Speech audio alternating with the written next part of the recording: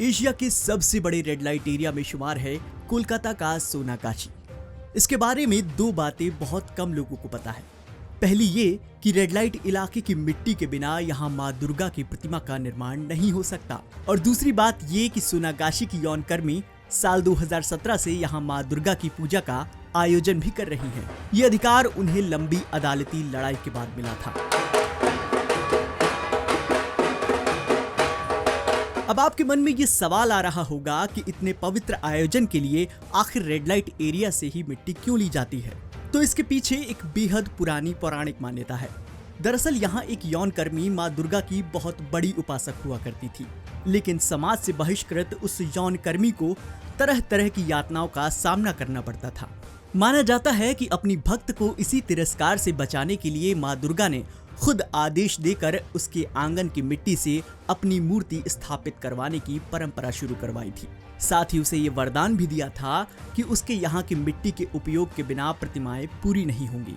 इसके अलावा ये भी मान्यता है कि जब कोई पुरुष किसी कोठे के अंदर जाता है तो वो अपनी सारी पवित्रता उस वैश्यालय की चौखट के बाहर ही छोड़ देता है, इसलिए चौखट के बाहर की मिट्टी पवित्र हो जाती है।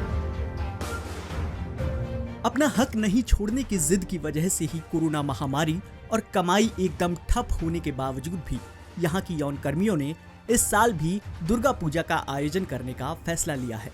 इस पूजा में यौनकर्मियों का सबसे बड़ा संगठन दुर्बार महिला समन्वय समिति DMSS भी मदद करता है। ये देश में यौनकर्मियों की ओर से आयोजित की जाने वाली पहली और एकमात्र दुर्गा पूजा है। फिलहाल यहाँ छोटे से पंडाल को बनाने का काम चल रहा है, और इस बार यहाँ दुर्गा पूजा की थीम भी सोनागाछी की यौनकर्मियों की दुर्दशा रखी गई है। सोनागाछी दुर्गा पूजा समिति की सदस्य पुष्पा दास कहती हैं कि लॉकडाउन के दौरान वर्करों ने जो परेशानियां झेली हैं और अभी उन्हें जिन दिक्कतों का सामना करना पड़ रहा है, वो तमाम चीजें पंडाल में पोस्टर्स और तस्वीरों के माध्यम से दिखाई जाएंगी। যেহেতু এখন লকডাউন চলছে, পুজোটা তো আমরা করব জানি, কিন্তু আমরা প্রথম কথা যেটা আমাদের মেনে চলতে হবে, আমরা ডিসটেন্সটা বজায় রাখবো, সামাজিক দূরত্বটা।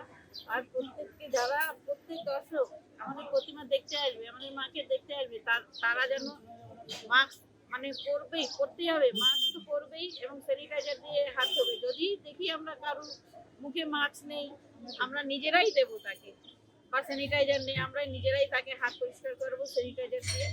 আর এবারে আমাদের থিম হচ্ছে ঘরের তালা ভেঙে কে আমারে নিয়ে যাবি।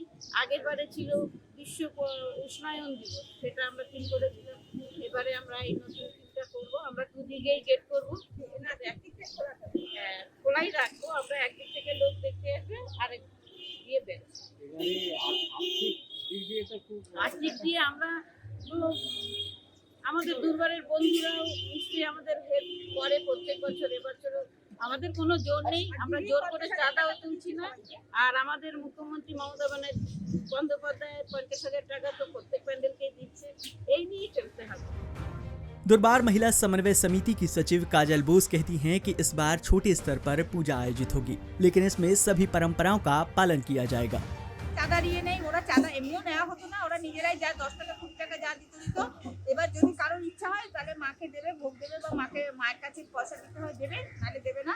চাঁদার কোনো, আর আমাদের যে দুর্বারের যে বন্ধুরা আছে তারা দিচ্ছি, আমরা নিজেরা যারা পারবো দেবো, দিয়ে এইভাবে আমাদের পুজোটা হবে। ছোট করে পুজো হচ্ছে তো, যা যা হতো সবই হবে, মায়ের ভোগও হবে, যা হতো সবই হবে, কিন্তু কম করে হবে সব।